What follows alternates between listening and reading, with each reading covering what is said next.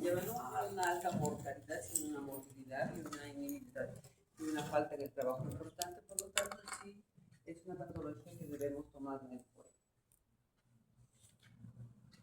Entonces, ¿cómo se define una litiasis renal? Es la presencia de cálculos en el parénquima renal o en el sistema excretor. Los cálculos están compuestos por sustancias que se eliminan normalmente por la orina u otras producto de normalidades metabólicas. Entonces, esa es la definición de una litiasis renal. Entonces, aquí ustedes tienen una gráfica donde nos muestra cálculos en la vejiga, cálculos en el uréter, cálculos en el riñón, en distintas áreas. Los cálculos pueden ser en cualquier lugar y general. ¿Dónde se van a producir? En el parénquima y van a ser eliminados y van a formar distintos tipos de cálculos que van a ubicarse en cualquier lugar, produciéndonos, en este caso, un cólico nefrítico, por ejemplo. Entonces ustedes aquí ven una ecografía. Aquí no están viendo un cálculo, están viendo el efecto de un cálculo, la función de la vía urinaria, que se produce como una hidronefrosis en el riñón. Dice cómo está la ecografía, usted tiene aquí el parénquima renal y aquí tiene los cálices de dilatados. El paciente está con una hidronefrosis producto de una función de cálculo en el uréter, ¿no? Y aquí tienen una radiografía, una pielografía intravenosa. Fíjense la hidronefrosis que tiene este paciente y aquí también. Pero fíjense cómo el uréter está dilatado. Y si ustedes son observadores, fíjense la cantidad de cálculos que existe a lo largo del uréter. Entonces, esta es una obstrucción, una litiasis múltiple, y aquí también tienen cálculos. Pero esto es muy impresionante, cómo hay cálculos aquí en vejiga, aquí, y hay una cantidad de cálculos importantes que estamos viendo la vía urinaria.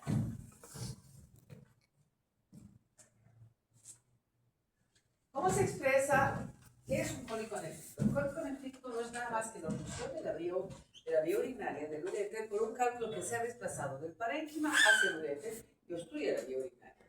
Produce un dolor intenso que generalmente se presenta en la región lumbar o irradiación hacia el flanco hasta en el testículo del lado que está afectando. Es súper intenso, es una emergencia, dolor terrible, puede desmayarse hasta las personas. Y no se resuelve hasta que no desobstruye la vía urinaria.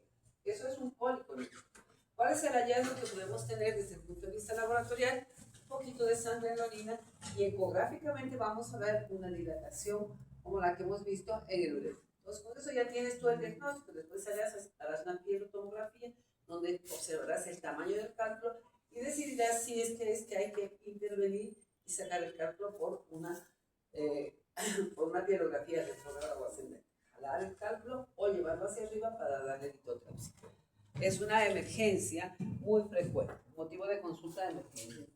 Entonces, epidemiológicamente, fíjense la incidencia de los casos: 7 a 21 casos por cada 10.000 habitantes que se presentan. Y 7 a 10 de cada 10.000 ingresos a las emergencias son por litiasis o cólico nefrítico.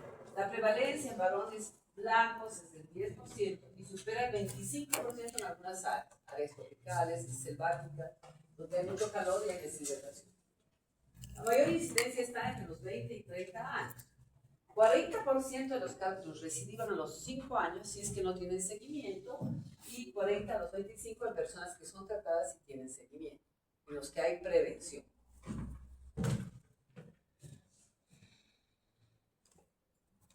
Entonces, considerando los cambios climáticos, por ejemplo, actualmente el calentamiento global, se estima que para el año 2050 tendremos 1 a 1.5 millones de casos de litiasis relacionados con el clima. Y por supuesto se ampliará esto dependiendo de la zona geográfica.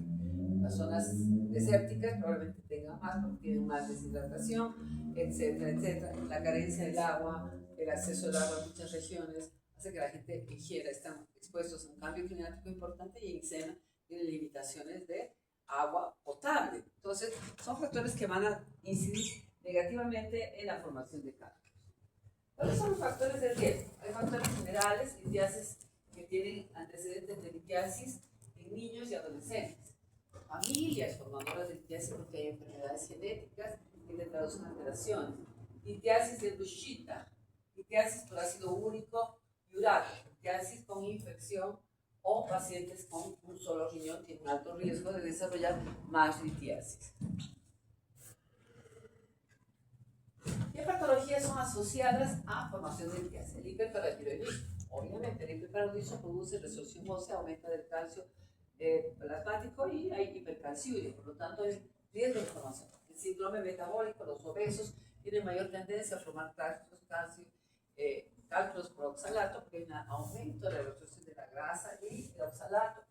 La nefrocarcinosis, la enfermedad poliquística, es una enfermedad hereditaria con múltiples quistes que condiciona la formación de calcio. Enfermedades gastrointestinales, bypass y ayunos abdominales, resección intestinal, enfermedad de Crohn, mala absorción, y hoy en día la cirugía bariátrica que se relaciona con formación de cálculos y de oxalato. Sí, pase. La hiperoxaluria entérica, absorción de oxalato de manera importante posterior a la cirugía bariátrica. Muchos de los pacientes que han sido sometidos a cirugía bariátrica empiezan a formar cálculos por oxalato porque hay un aumento de la absorción intestinal de oxalato que se va a eliminar después en la orina y va a predisponer a la formación de cálculos. La sarcoidosis y lesiones medulares, la vejiga neurogénica, pues una vejiga que no vacía, tiene mucha ectasia de la orina y eso condiciona la formación de cálculos. Causas genéticas de litiasis. La cistinuria tipo A y AB, la hiperoxaluria primaria, que es un defecto gravísimo de la conjugación que produce litiasis terrible con pérdida de la función renal y trasplante. Los pacientes se trasplantan, pero tiene que haber trasplante de hígado paralelamente, porque si no van a recibir la formación de cálculo. Acidosis tubular renal, 2,8-dihidroxidiadenuria, que es una alteración en un aminoácido que produce gran formación de ácido úrico, la santinuria igual, el síndrome de Lesch-Nyman y la fibrosis quística son factores. Estas tres son alteraciones genéticas de enzimas que producen una gran producción de ácido úrico y por lo tanto una hiperuricosuria con gran cantidad de formación de cálculos de ácido úrico.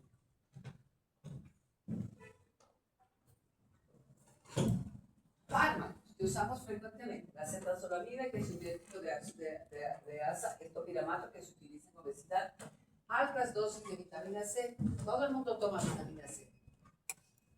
Toman 1 gramo de vitamina C, como tomar caramelos, a veces hasta 3. La vitamina C es buena, pero no en exceso. Se elimina por el riñón y se transforma en oxalato en la orina. Entonces, produce una hiperoxaluria que va a formar o precipitar la formación de cálculo. No es que no se tome, es que se tome racionalmente y cuando se toma tiene que haber una ingesta de líquidos muy importante para que el oxalato se diluya y no precipite formando cálculo.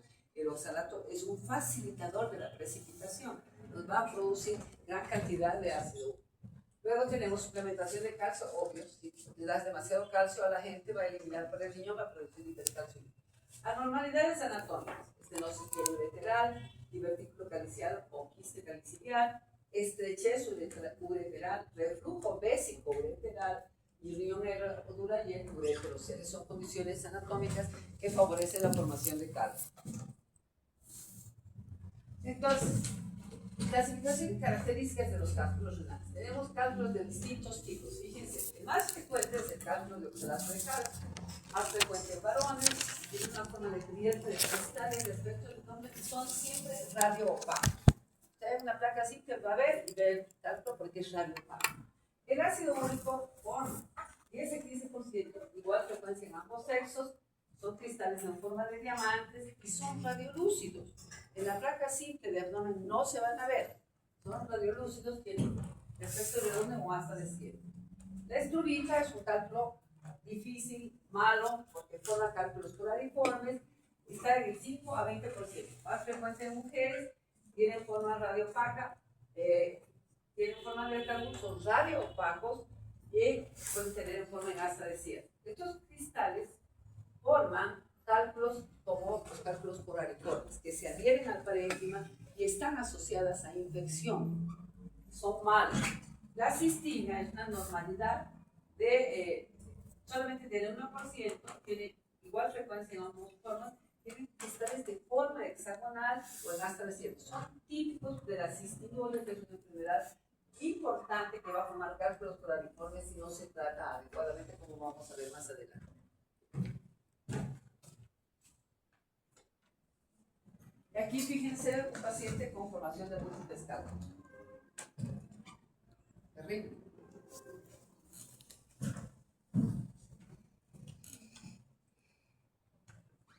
Entonces, desde el punto de vista patogénico, ¿qué pasa? Tenemos elevada concentración de las sales que eliminamos aquí, disminución de sustancias inhibidoras y aumento de sustancias promotoras. ¿Cuáles son las tareas? Primero, normalmente eliminamos calcio, ácido úrico, oxalato, citrato en condiciones normales. Unas son sustancias facilitadoras, otras son inhibidoras. Las inhibidoras son aquellas que disminuyen la adhesividad de los cristales. Y las sustancias promotoras son aquellas que facilitan la adhesión y la formación de cristales.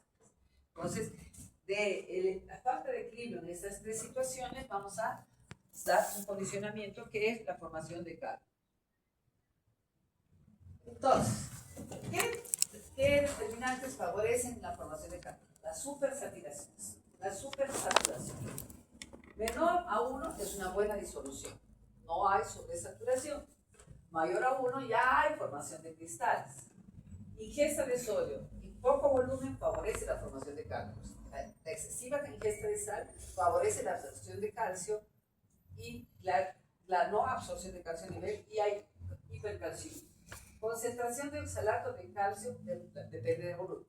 Nosotros eliminamos calcio y eliminamos oxalato. Según el calcio con el oxalato, si tienes poco volumen, precipita, sobresatura y forma calcio. Y finalmente, el pH ácido, que normalmente todos tenemos pH ácido en la orina. La orina tiene un pH que oscila entre 4 y 8. La condición normal es que la orina tenga un pH ácido en la mañana. Y normalmente todos eliminamos ácido úrico. Las mujeres hasta 500, los hombres hasta 700 miligramos en 24 horas. Esa condición de orina ácida hace que el ácido úrico se precipite y forme cálculos. Entonces, es muy importante por eso que el paciente tiene que tomar mucho líquido para disminuir la sobresaturación de las sales de ácido úrico en la orina.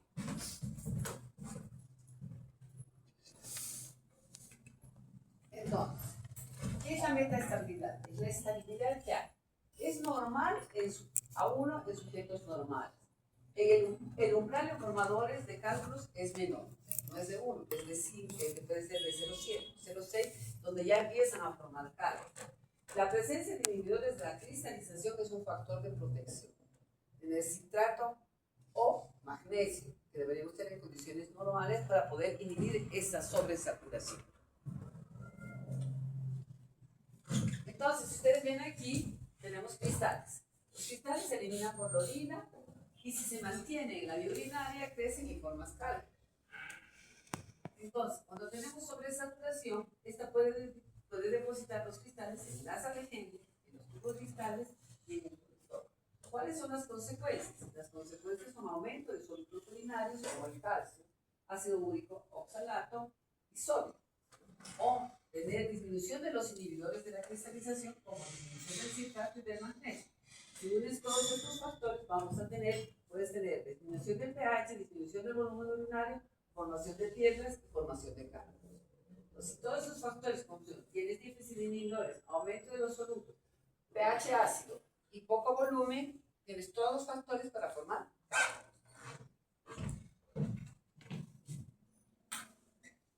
Entonces, ¿qué pasa con la teoría anatómica? Tú tienes un paciente con una ectasia renal, una dilatación leve. ¿Qué favorece esto?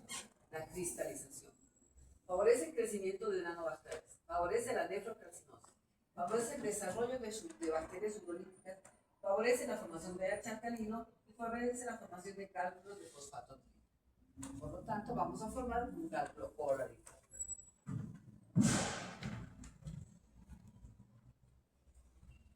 ¿Qué es la nucleación? La nucleación es la agregación de cristales en la superficie de todo el sistema urinario. Entonces, sobre todo en el epitelio. Si el epitelio es irregular, el flujo sanguíneo pasa y una molécula de ácido úrico se pega. Viene otra, se pega. Viene otra, tienes déficit de inhibidores, pasan las de oxalato, oxalato de calcio, se unen, se pegan. Y poco a poco, primero forma una placa de rana y luego poco a poco va formando el crecimiento del cálculo en una superficie irregular.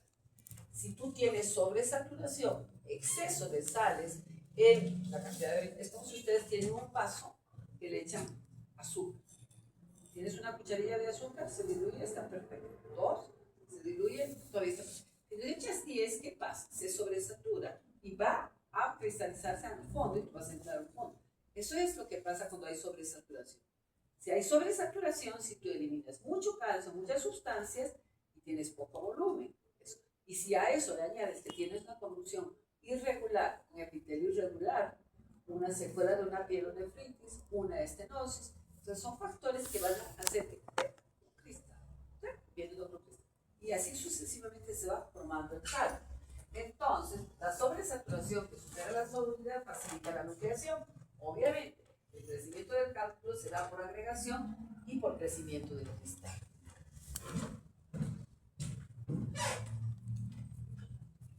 Entonces, etapas de la mitogénesis. Saturación primero, sobresaturación después, nucleación, agregación, se fija, crece el cálculo y tienes un cálculo dependiendo del tamaño, pequeño, grande o mucho. ¿Okay? Entonces, en la nucleación tenemos precipitación de cristales que puede ser a nivel intersticial o a nivel intracelular. Esto va a generar una respuesta inflamatoria que favorece una situación más irregular en el tejido. Esto produce engrosamiento epitelial y necrosis de los mismos. Esto favorece la nucleación y adhesión de los cristales. Se forman las placas de Gardner papilares y subepiteliales. Y esto favorece. Y seguimos formando capas.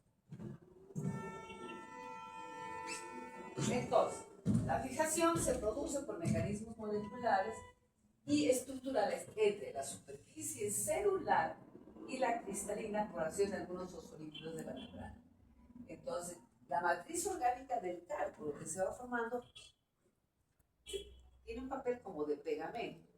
Entonces, además de que ya se ha formado, es como si tú le pusieras goma o pega. Pasa tanto, se pega, pasa y genera más y va generando el crecimiento de un cálculo cada vez mayor. Entonces, se dice, si nosotros tenemos sobresaturación, tenemos material procalcificación, cristalización, por ejemplo, oxalato de calcio, por ejemplo, ácido úrico muy alto en la orina. Y tenemos, si tenemos componentes inhibidores, como citrato, proteína de Camp-Hasman, magnesio, esto va a disminuir, pero esto va a favorecer. Pero si tenemos mucho de esto y poco de esto, hay precipitación. Se forma una orina metastable, hay una manipulación heterogénea, adición continua de cristales, orina inestable, nucleación homogénea, agregación, fijación y crecimiento del cálculo.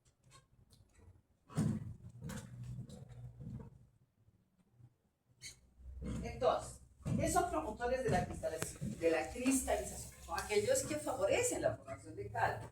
Son sustancias que actúan en la superficie de los cristales y facilitan la agregación, crecimiento y formación de cálculos, por ejemplo, los grupos aminodecanos. Entre ellos tenemos la sustancia A, uromucoides, uratos, proteínas acídicas, que son las que van a favorecer la agregación, son facilitadores de la precipitación y formación de cálculos.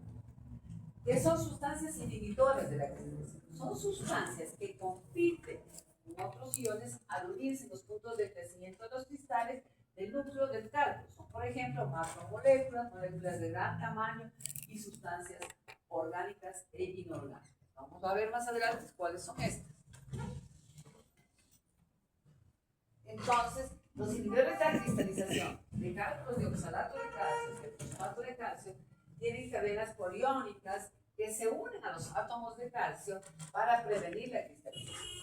Entonces, entre ellos, el más importante es el citrato, la astrocortina, fragmentos de la tocortina F1, inhibidor del intertricin, la calgranulina, la glicoproteína de Camp-Hasman que se produce en el riñón y en el túbulo normalmente, la albúmina que la tenemos, fragmentos de la RNA y el ADN y los glucosaminogenados. Entonces, todos son sustancias inhibitoras de la cristalización. está aquí el magnesio, pero el magnesio es un importante inhibidor de la cristalización. ¿Qué son los complejadores? Los complejadores son sustancias que forman complejos solubles con el entramado iónico del cristal. Estos disminuyen la actividad de los iones libres en la orina, reduciendo la saturación de la sal como el magnesio y el citrato. Entonces, el citrato y el magnesio son unos potentes inhibidores de la cristalización.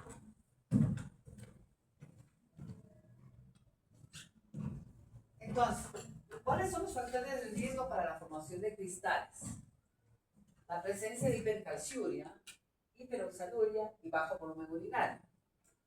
Los promotores, hiperglucosuria, pH alcalino. pH alcalino para la formación de cristales de oxalato de calcio, porque acuérdense que un pH ácido favorece la formación de cristales de ácido úrico. ¿Okay?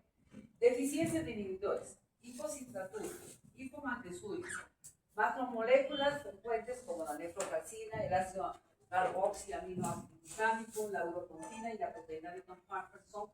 Si tenemos deficiencia de ellos, excesiva cantidad de cristales y promotores, vamos a formar cálculos rápidamente.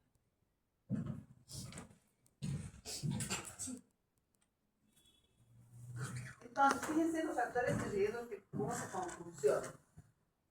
Si tú tienes hipercalciuria, tienes la posibilidad de formar 60% de calcio. Pero si la combinas con algunos de los factores, bajo volumen, hipocitraturia, tu posibilidad es 80%. Si tienes una diuresia escasa porque tomas poco líquido, tu posibilidad es 10%, pero si la combinas con uno de estos factores, aumenta 50% la formación de calcio. Si tienes hipocitraturia, tu posibilidad de formar producto es 10%, pero si la combinas con uno de ellos, te aumenta el 50%. Si tienes ácido úrico alto en la orina, tu posibilidad es 10%, pero si tienes poco volumen o combinas con nosotros, aumentas a 40%. Y si tienes hiperoxaluria, tienes posibilidad de formar el 2% de cálculos, y si combinas, llegas al 15%. O sea que siempre tienes que tener. Y una de las cosas sencillas que podemos hacer es tomar líquido. Quitamos un factor de riesgo bien importante.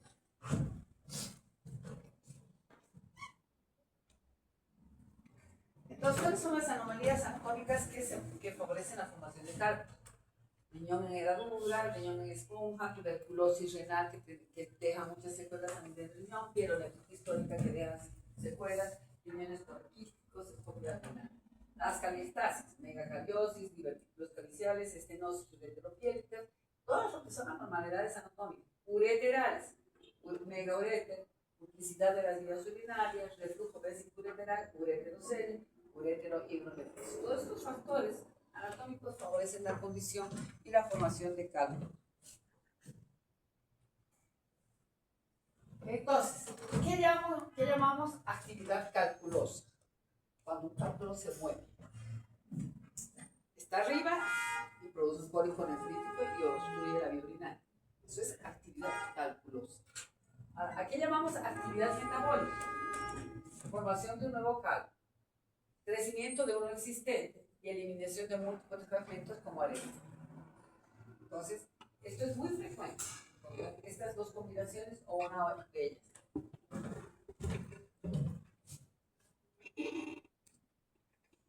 Entonces, hablemos de las hipercalciurias, que es la causa más frecuente. Las hipercalciurias quiere decir que tenemos calcio urinario elevado. El valor normal es 4 miligramos por kilogramo de peso. Entonces, tengo una paciente que tiene 80 kilos, 8 por 4, 320 miligramos en 24 horas. Por arriba de eso ya tenemos hipercalciuria. Si tienes una paciente de 50 kilos por 4, 200 miligramos, por arriba de 200 miligramos ya es hipercalciuria. ¿Sí? Ok, bien. Entonces, ¿cuál tenemos? La más frecuente es la idiopática. Luego tenemos el hiperparatiroidismo, la acidosis tubular renal, sarcoidosis, inmovilización, enfermedad de Payet, el hipertiroidismo, síndrome de leche alcalina y intoxicación por vitamina D3. Está de moda tomar vitamina D3. Todo el mundo toma vitamina D3. Pero tiene que tener control. Para eso hay niveles. Se deben medir niveles periódicamente. ¿Okay? Si tomas vitamina D3, tomas mucho calcio y tomas vitamina C, esta es la tríada perfecta para formar cálculos si no tienes un control adecuado, ¿no? Y no es que no las vayas a tomar, sino las tomas cuando las necesitas. Entonces, ustedes tienen aquí, ¿por qué se forma un cálculo de calcio? Porque tienes oxalato de calcio en la orina elevado o tienes fosfato de calcio elevado.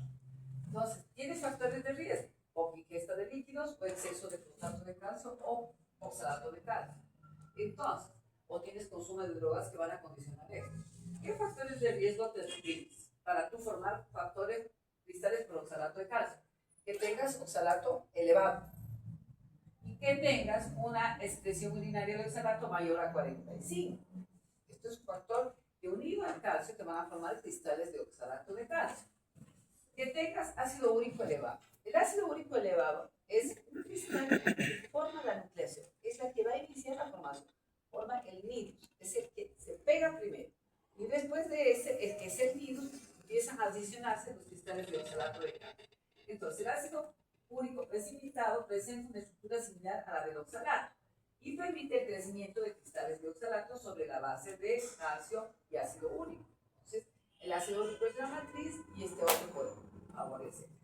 Por otro lado, tienes hipercalciuria, que puede ser que condiciona un aumento de la resorción ósea neta y disminución de la reabsorción de calcio. Si disminuye la reabsorción de calcio a nivel urinario, tienes hipercalciuria. Entonces, esa hipercalciuria produce un calcio superior a 300 o 4 miligramos por kilogramo de peso, que es lo que uno no se debe olvidar y es mucho mejor que recordar una cifra. Y la otra causa es el déficit de inhibidores, hipocitraturia. El citrato inhibe el crecimiento y la creación de cristales. Si disminuye el citrato o el magnesio, favorece la formación de cristales. Entonces, estas situaciones todas te van a conducir a la formación de cristales de oxalato o de fosfato de calcio, que son las más frecuentes. Entonces, en hipercalciuria hepática, el 60% se presenta a los 30-60 años y puede estar asociada a obesidad, hipertensión y tener una tendencia familiar. Estos pacientes pueden tener PTH normal o disminuida, absorción intestinal aumentada de calcio y niveles de vitamina D aumentados y con una densidad ósea disminuida. ¿Por qué la densidad ósea disminuida? Porque tienen hipercalciuria. Entonces está botando calcio por la orina y el organismo es sabio. Tiene que buscar cómo reponer ese calcio. Entonces lo saca del hueso y te produce una densidad menor y te disminuye, te produce una osteopenia o una osteoporosis dependiendo. Entonces, si tú a este paciente además le dices que no coma nada de calcio y le quitas todo lo que son lácteos y todo lo que es calcio, pues lo va a sacar del hueso. Entonces va a tener una osteoporosis o osteopenia con hipercalciuria y vas a agravar el problema. ¿Okay? La fisiopatología: absorción intestinal aumentada, reabsorción renal disminuida de calcio y de fosfatos y desmineralización ósea.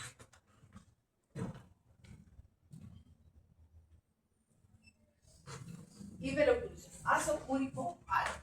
En los hombres, mayor a 600, en las mujeres mayor a 500 miligramos en 24 horas. Okay. El ácido úrico, el urato monosódico, disminuye su solubilidad, disminuye la solubilidad del oxalato, el calcio y del fosfato calcio. Independientemente que ellos precipitan en orina ácida, disminuye la solubilidad del fosfato, del oxalato de calcio y del fosfato de calcio. Y entonces, de una manera u otra, favorecen la formación de cristales de oxalato de calcio independientemente de la formación de cristales de ácido úrico. Se unen los inhibidores de macromoléculas, disminuye su actividad y forman núcleos para la precipitación de sales de calcio. Por lo tanto, la hiperglucosuria hay que combatirla. Aunque no hay hiperglucosuria, si hay gran formación de cálculos de oxalato de calcio o de fosfato de calcio, debemos trabajar disminuyendo la producción de ácido úrico.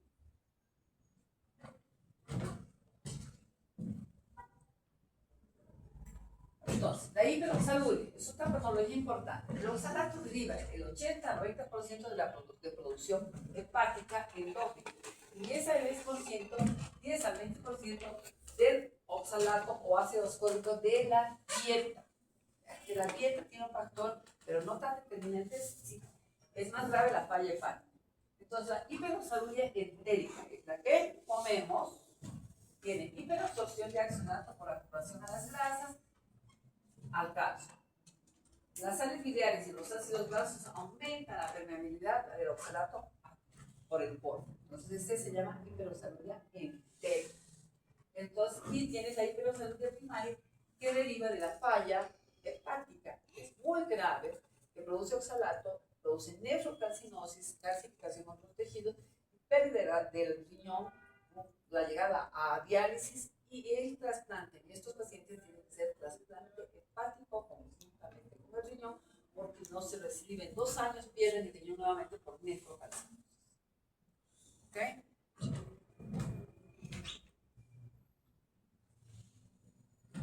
Ácido úrico. Son 5% de todos los casos. Recubre menos del 25%, son radiolucentes, son insolubles en pH ácido, como les dije, su solubilidad aumenta en pH alcalino, por esta razón se pueden disolver.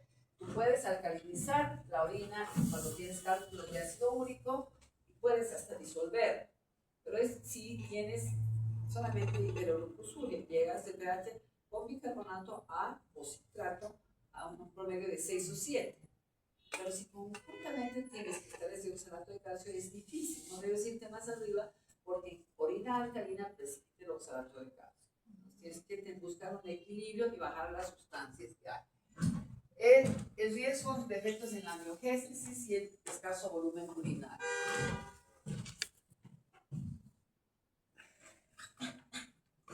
Cálculos de estrurita o carbonato. Cálculos infecciosos. Los estruritas son cálculos malos. Tienen una mezcla de fosfato de amónico, magnesio y carbonato de apatita. Son causas de formación de cálculos coraliformes que son graves. La estrurita sobresatura en presencia de bacterias. Por eso se asocian que desdoblan la urea y se ven ureácea como el próteos y la pseudomonas. Estos son cálculos graves, coraliformes, pacientes graves y llegan a perder el riñón porque forman cálculos que se adhieren y tienen mucho compromiso del estado general. Entonces, los factores de riesgo son las infecciones. Son pacientes que tienen signos y síntomas como fiebre, dolor en región lumbar, hematuria, y no se expulsan espontáneamente porque son cálculos que se adhieren al parénquima, no se expulsan. Pérdida del 50% de los riñones afectados. Hoy en día con litotripsia estos cálculos se pueden disolver, se puede lograr una mejor sobrevida. Antes se perdían los riñones. Cálculos de cistina. Es un defecto hereditario autosómico dominante con alteración del transporte intestinal y excesiva eliminación de cisteína, ornithina, lisina y arginina.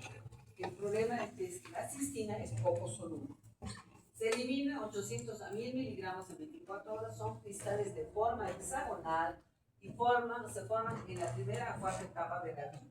Son cuartos radiopacos y coraliformes.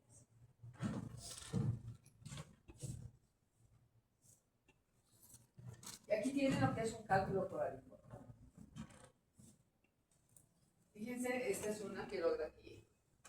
Y miren lo que es un cálculo coraliforme y cómo destruye. Aquí ustedes tienen distintas formas de cálculo. ¿Qué hay hoy en día favorable? La litotripsia. Las ondas de choque que te van a disolver este cálculo y te los vas a eliminar con arenita. Necesitan varias sesiones, pero sí se puede lograr.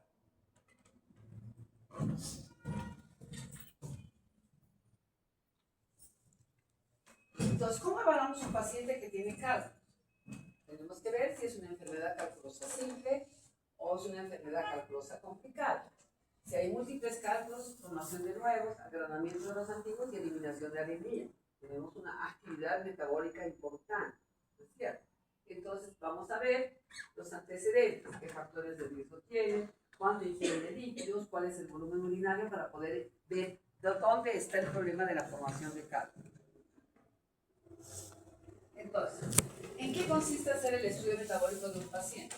Si tienes el cálculo, lo analizas para ver la composición, pero no es suficiente eso. Tienes que hacer un examen de orina en ayunas para ver si tu pH es ácido o alcalino. Luego, en sangre vas a determinar niveles de calcio, ácido úrico, magnesio, electrolitos, albúmina, creatinina y luz. En sangre. En la orina de 24 horas vamos a hacer una primera muestra que vamos a determinar calcio, ácido úrico, magnesio, creatinina y electrolitos. C. En orina de 24 horas, en la segunda muestra vamos a hacer pH, vamos a determinar calcio y ácido úrico. Luego tenemos que ver el pH y la PTH, sobre todo si tú tienes un calcio alto, la gran sospecha de hiperparathyroidismo es importante. Entonces eso nos va a orientar hacia el origen del cálculo. Y la TSH y T4 libre porque el hipertiroidismo está asociado a la formación de cálculos por oxalato de calcio. Entonces, esto es lo que tenemos que hacer en un paciente para llegar al origen de la formación de cálculo. Entonces, fíjense aquí tienen los valores. Calcio, varones menos de 300 y mujeres menos de 250. Quédese con lo que es 4 miligramos por kilogramo de peso. Ácido úrico, menor de 800, menor de 750 mujeres.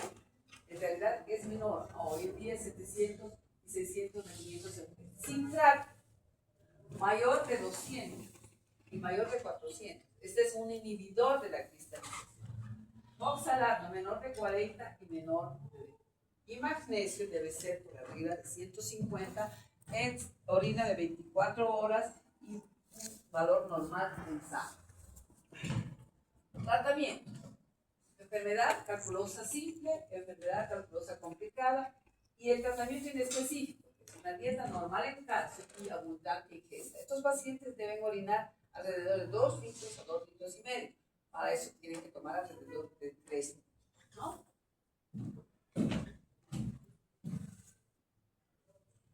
Entonces ustedes tienen acá una ecografía con un cálculo.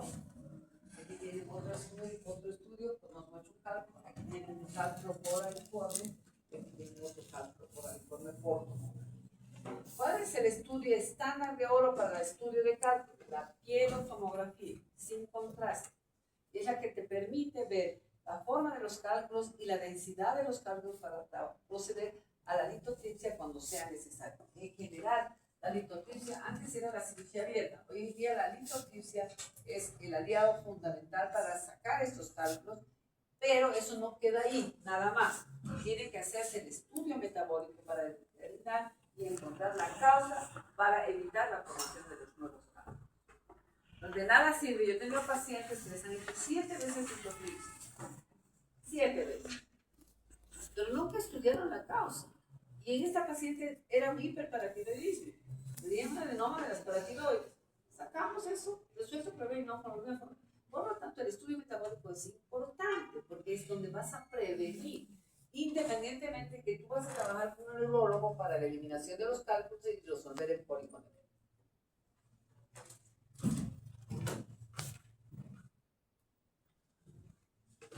Entonces, vamos a hacer tratamiento activo en pacientes renales con litiasis, crecimiento del cálculo, litiasis en pacientes de alto riesgo, obstrucción secundaria a la litiasis, infección, dolor, hematuria secundaria a la litiasis, litiasis mayores de 15 milímetros, litiasis menores de 15 milímetros, que lo que tienes en observación, si suben de la litotripsia, referencia al paciente, estados de comorbilidad, situación social, porción, viajes, etcétera, que tienes que considerar para manejar estos pacientes, ¿no?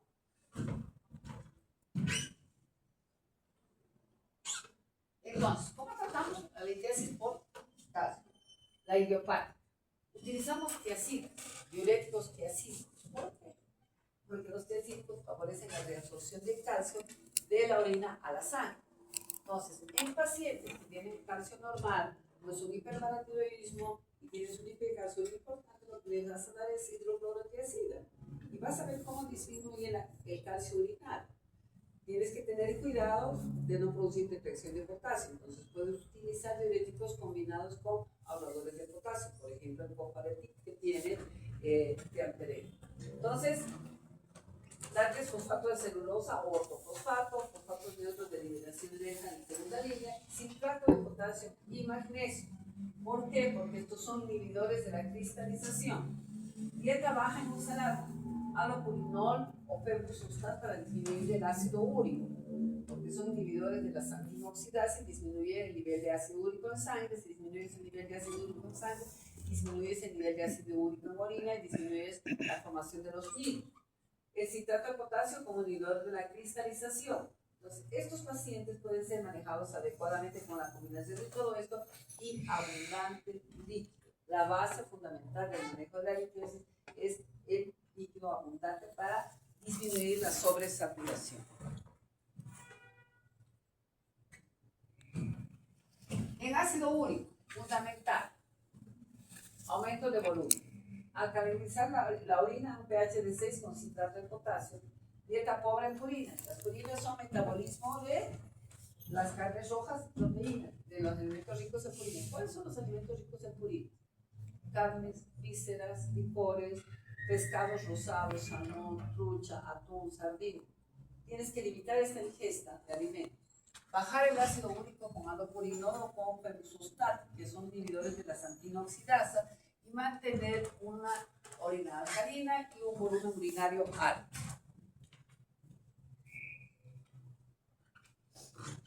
Tratamiento de los cálculos de Sturm, los cálculos coraliformes, nefrolicotomía percutánea o litotripsia extracorpórea es la conducta. Tratamiento de la infección y profilaxia de la misma. En algunos casos esto no se consigue en medio, el ácido aceto hidroxámico que inhibe la formación de ureas y reduce la saturación pórrica. Esto no se consigue en medio, pero si tú haces nefrolicotomía, desapareces el cálculo, tratas la infección, vas a tener profilaxia y vas a tener una evolución satisfactoria.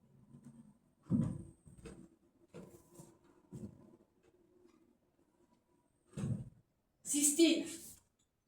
Primero, hidratación, fundamental. Tienes que llevarlos a 4 litros de diuresis, para eso tienes que tomar como 5 litros. Exacto. Alcalinización con citrato de potasio. Tienes que llevar tu pH a 7.5, pH urinario.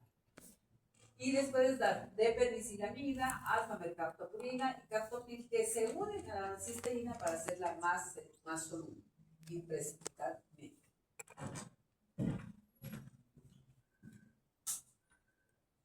Ahí tienen ustedes cristales de ácido úrico, ¿no? Cafecitos, se disuelven y se eliminan fácil.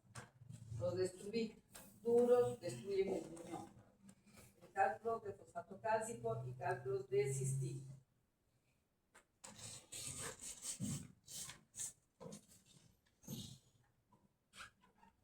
Prevención. Tomar abundante líquido. Mantener un índice adecuado de índice de masa corporal, delgado. Los gorditos tienen alto riesgo. Ingesta proteica no más de 150 gramos al día, poca sal y evitar el consumo de alcohol. Disminuir, el que ya tiene formado cálculos tiene que disminuir la ingesta de oxalato. Y aquí ustedes tienen un cuadro típico: sales cálcicas, estrubita, ácido úrico y cistina. Tú tienes la frecuencia. Oxalato cálcico 55-60%, fosfato cálcico. Entonces tienes los distintos hipercalciuria y hiperoxaluria. Estos son los cristales. ¿Y cómo manejas? La hipercalciuria idiopática con tiacidas y abundante líquido. La hipercalciuria, trasplante hepático, diabetes, piridoxina, que es vitamina B6, y la hiperoxaluria secundaria de la dieta pobre en grasas y colesterol, y la dieta pobre en oxalatos. La dieta pobre en oxalatos, ¿qué alimentos tienen oxalatos? La beterraga, los productos verdes, el chocolate, la vitamina C, todo eso, ¿sí? Los pacientes comen mucho chocolate, tienes que, sobre todo si son formadores de cálculos, el chocolate se transforma en oxalato. Tienen que tomar abundante. Los con cistina ya hemos visto los de esturita, cómo los tenemos que destruir, y los de ácido úrico también hemos hablado de ellos, y los de cistina también hemos hablado de ellos. Así que ya saben cómo van a tener que tratar los pacientes que preguntas. Estaba hablando de la abundancia de líquido, más o menos, ¿cuánto sería esa cantidad? Tengo entendido que no quiero poner tanto nuestro peso corporal. Lo que pasa es que tú normalmente eliminas un volumen de 1500 ml en condiciones normales de líquido. Tú tienes que calcular las insensibles que tiene un paciente. Toda persona tiene pérdidas insensibles, que son aproximadamente 800, 900, que se calcula de acuerdo al peso. Tú necesitas, en un paciente que tiene litiasis, tener un volumen de orina por lo menos de 2500 ml para disminuir la sobresaturación.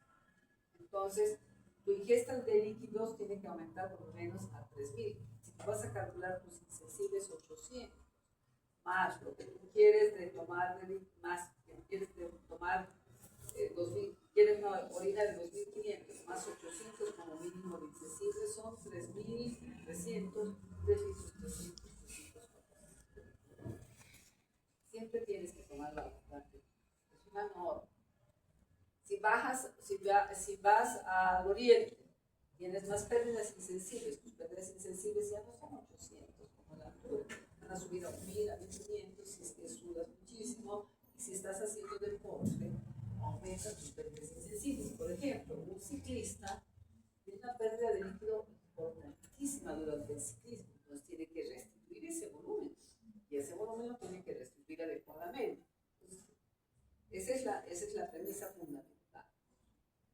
Es una de las partes. La otra de las partes es tener cuidado con la dieta. Poca sal, porque disminuye la hipercalciuria. Evitar, si tú tienes oxalato de calcio y tienes ácido úrico alto, tienes que quitar los alimentos ricos en purinas. Estamos acostumbrados a comer una cantidad de carne gigantesca. Tenemos que reducir o evitar las carnes rojas en particular, las vísceras ni que se diga. Los pescados rosados también son ricos en ácido úrico.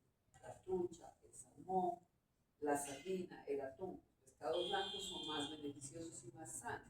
Los tienes que ir modificando. Pero para eso tú tienes que tener, el paciente que forma cálculos, tienes que hacer un estudio metabólico. Tienes que saber por qué. Porque si no sabes por qué, ¿cómo vas a manejar la dieta? Una vez que tienes el por qué, tú vas a hacerle una dieta, hacer una indicación. Este paciente necesita una dieta pobre en purinas, 4 gramos de sal, calcio normal. Por ejemplo, tengo una paciente, una nutricionista. Tengo un paciente tomador de cristales de oxalato de cálculos por oxalato de calcio porque tiene hipercalciuria idiopática. Él no tiene indicación de quitarle los lácteos y el calcio a cero. La nutricionista le quitó todo. Es un error. Porque yo a la nutricionista no le pedí que me restringiera el calcio. Porque no se lo debo restringir. Tampoco le voy a decir que tome mucho calcio. Porque voy a pedir un aumento de la absorción. Pero no le tengo que restringir.